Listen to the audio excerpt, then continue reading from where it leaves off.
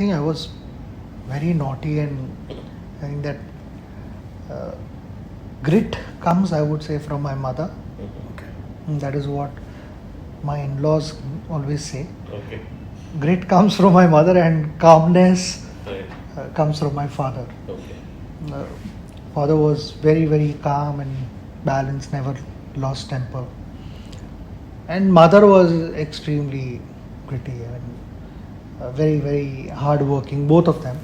I think it possibly comes from there. And for me, it has always been, if I have to achieve something, I'm not talking about cricket, but generally, it could be fitness, weight, or whatever it may be, then I would really go after it. And I would do anything to achieve that. But if it's not my priority, then it really didn't matter, whatever it may be. This kind of support system that I had right from day one in my life, and by God's grace it continues now. Without that, it would have been difficult, because no one, even at this stage, no one gets carried away, and it's not about having big parties and this and that. It's quite balanced lifestyle, and when I come back home, it really doesn't matter what has happened outside this gate. The last thing anyone at home wants to do is tell their surname. Right. Nobody tells the surname. So if my brothers have to go wherever, or even my sister, Right. she would never, they would never tell the surname. They would only tell the first name and just stop there. If they have to, then they would. Right. So it's the other way around. Right. If there is a photo to be taken or whatever, they would be the first ones to move away from me. And then we have to really, if at all it's a family event and all that, then it's fine. But for outside world and all that, if there is a photo to be taken, all these guys would be away from me. So it wasn't my parents. Okay. It was my brother Ajit. Everyone enjoyed watching cricket. My eldest brother Nitin also enjoyed watching cricket. My father never ever pressurized me. If I did not, I remember I had scored a couple of zeros in the first two matches, Right. and my father never ever spoke about that. Mother's priority was my health. Right. Okay. Mother, grandmother, everyone, their priority was my health. So would be also not my mother, but my grandmother would say, what is the need to go out in the sun and play? Why don't you sit at home and play chess or carom? This hot weather, and it's going to trouble you. It's not going to be easy and all that. And she was more worried about my health, of course, and so was my mother. So it was about diet and whether I've eaten properly or not, or those kind of things. But I had complete freedom from my family to do. I don't know, his mannerism just fascinated me, and the whole colony was on Bog's side. I was the only one. Okay. I was the only one who was supporting McEnroe. Okay.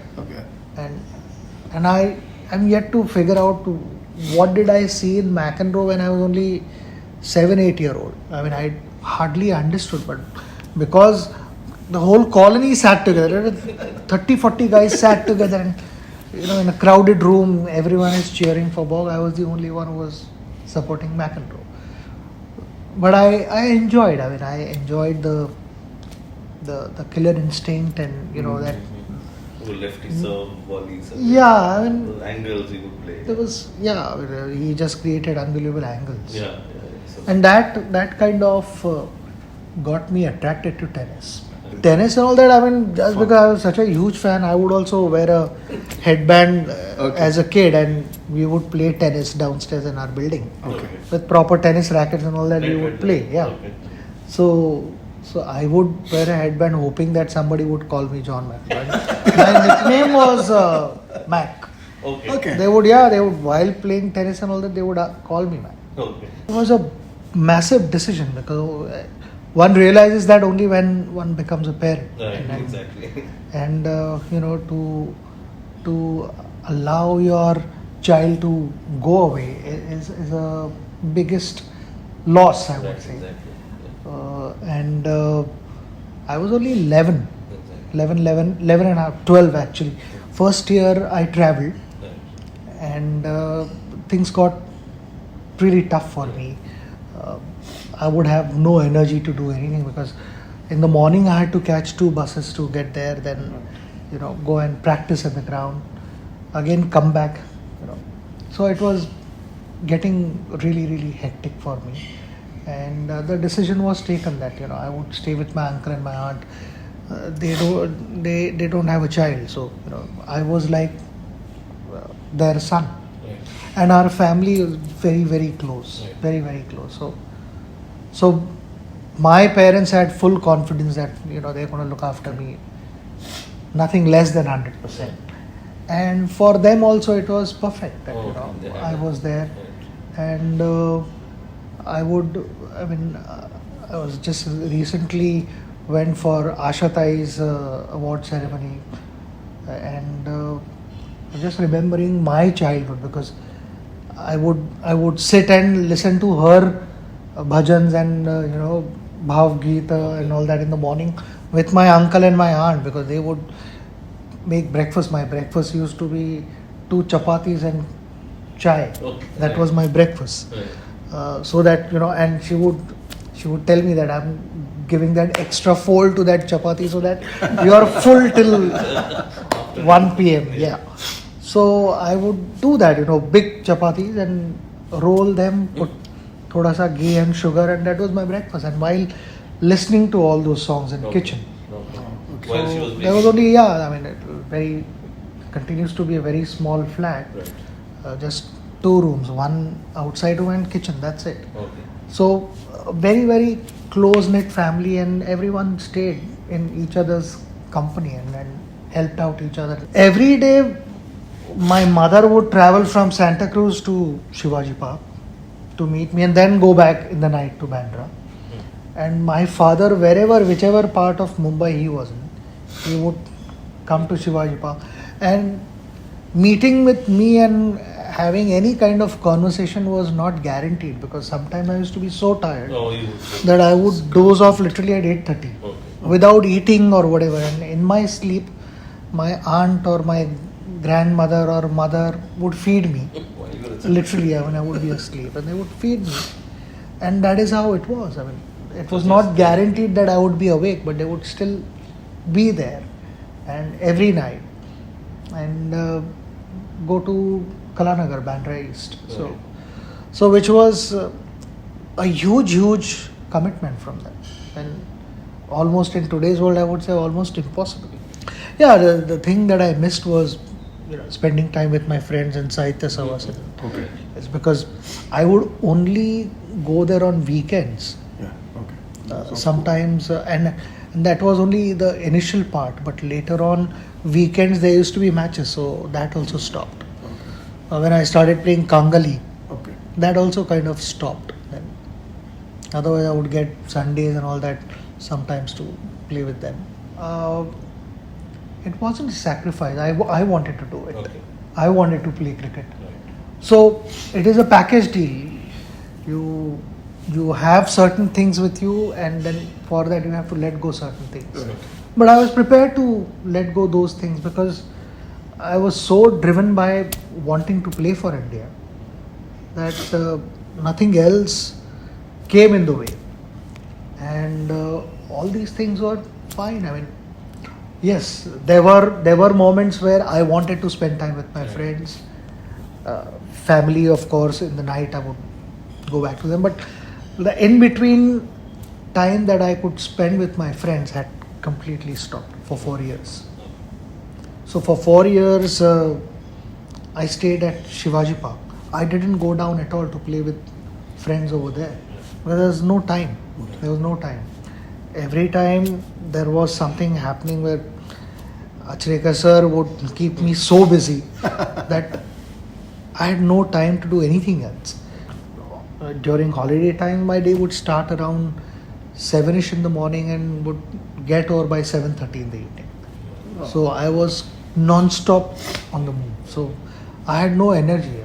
And possibly sir also knew that uska jo bhi energy hai, might as well get him to exhaust everything here on the field. I was not selected the first year. Well, I had batted well, but I was not selected because the selectors told my brother. My brother was also there, and he asked them, "Ki kya? What do you think? Where should he?" He said, "No, he batted well. Everything's fine, but he's he's too young right now." So I had heard that. Oh, okay. I was standing about 10 feet away, and I was like, I had heard that. I said, how should it matter? Ki, I'm young or whatever. Didn't I bat well? That is what should matter. So I was very, very upset with that. My brother just wanted to understand where could I get better and all that. Because he himself had played, so you know he knew the selectors. You know, because they all either they were associated with some of the other club, A division club, Kangali clubs and other clubs. So he wanted to understand, but I had heard that clearly. So I said, this is not right. So I knew that someday it will happen. I had that confidence. I think like I said, that there was never a doubt in my mind whether I'd play for India or not. I was very clear, it is going to happen. I will play for India one day. The only time in my life that I've had some doubt was in the first test match. Okay. When I got out in the first test match, I came back and sat in the dressing room. I was really upset. In the hotel room also, and that is where, you know, I kept asking my question, that am I really good enough to face test class bowlers?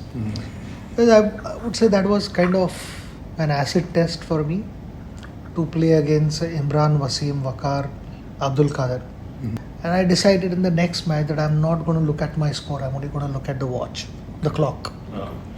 So normally the scoreboard, you look at your score, the team score, overs and all that. I said I'm not going to look at anything else. I'm only going to look at the clock, nothing else. So I kept looking at the clock because I had decided that I'm going to spend first half an hour without bothering about the number of runs that I've scored or whatever.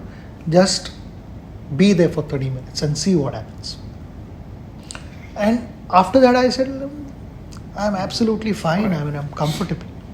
And that was a big moment in my life, because from that innings onwards, I felt that yes, I belong here. Okay. I'm sure they were all worried, because when I got hit on my nose, my brother was there in the stands. Okay. So at tea time, immediately after that, there was tea time in about 10-15 minutes or so, there was tea time. And in those days, people could come inside the dressing room. So my brother was sitting just in front of the dressing room. So he had walked inside the dressing room just to check on me, is everything okay, and asked me whether, are you okay to go and bat and all that. I said, yeah, I'm going to go and bat. So that was the only time. I'm sure they must have been worried, but they didn't want to show me. Yeah.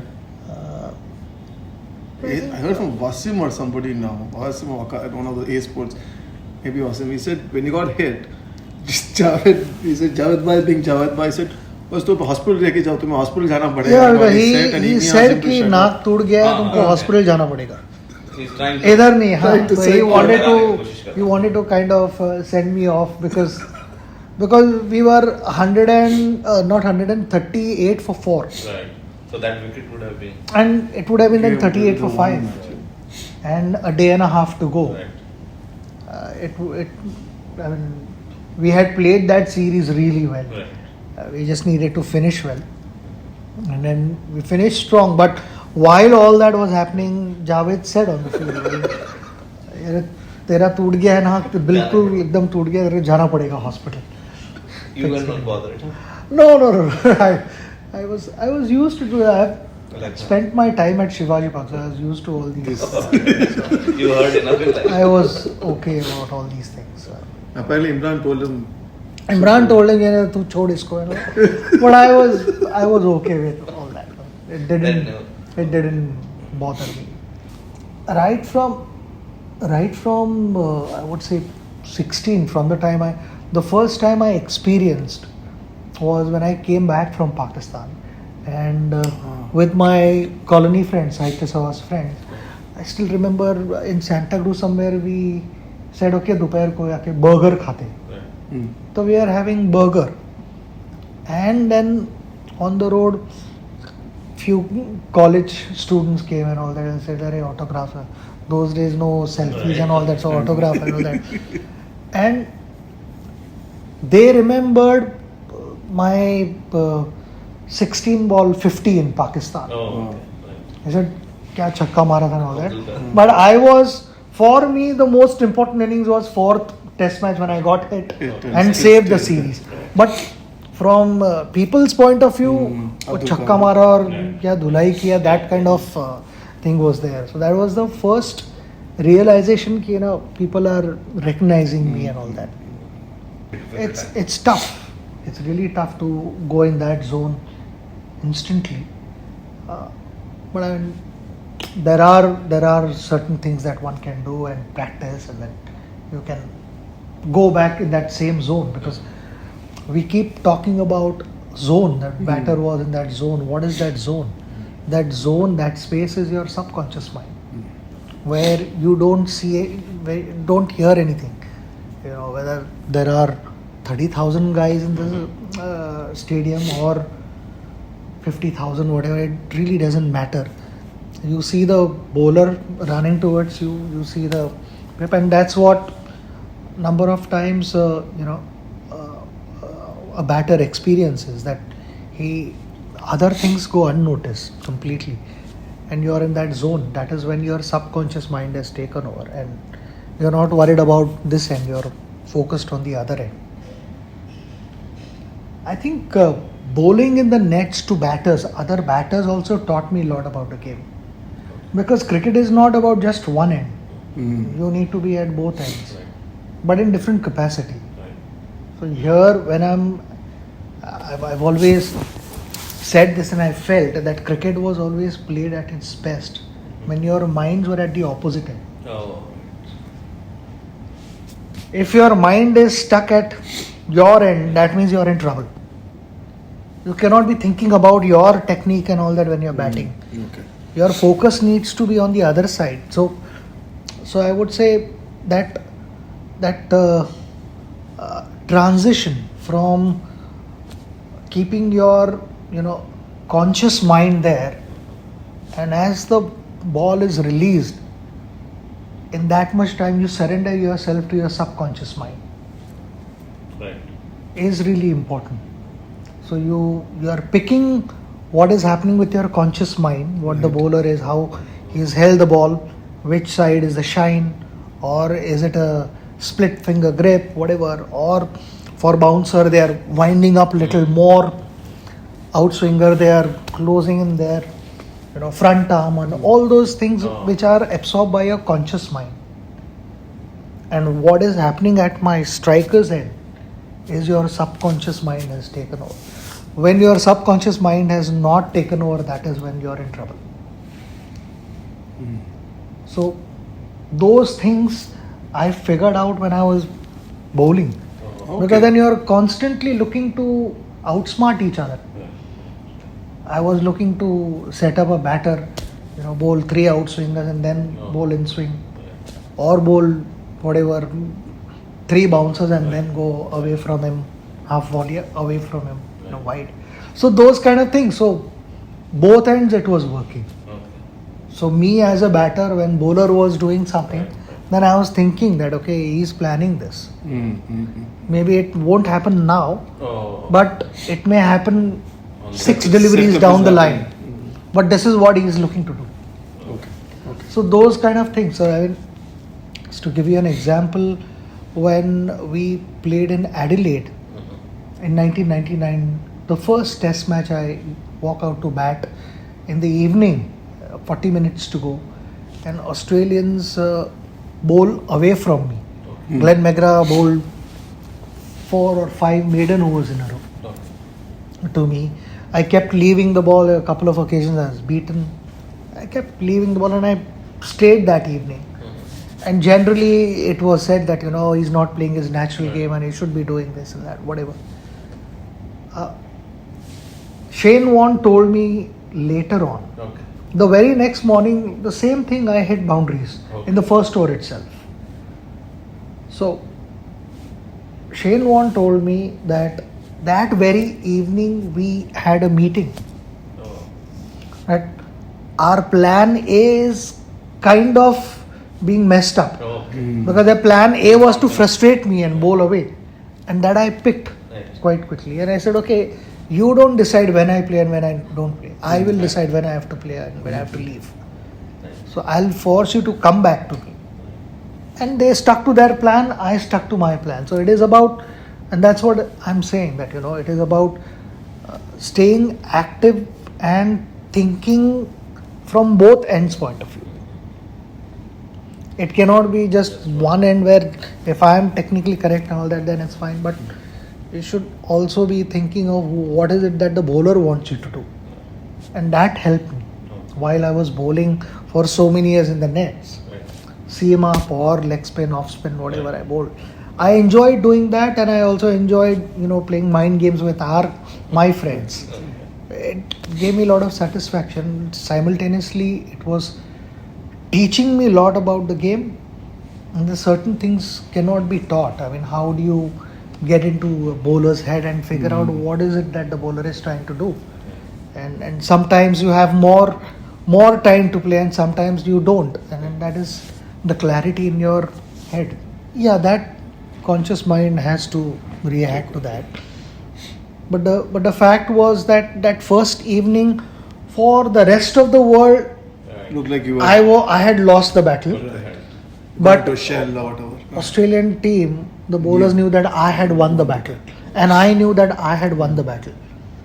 Very few guys knew that I had won the battle. The guys who mattered knew exactly what was happening, and he said we had a meeting that evening. And he said we are in trouble because he's shown a different approach altogether, and that means it's a problem.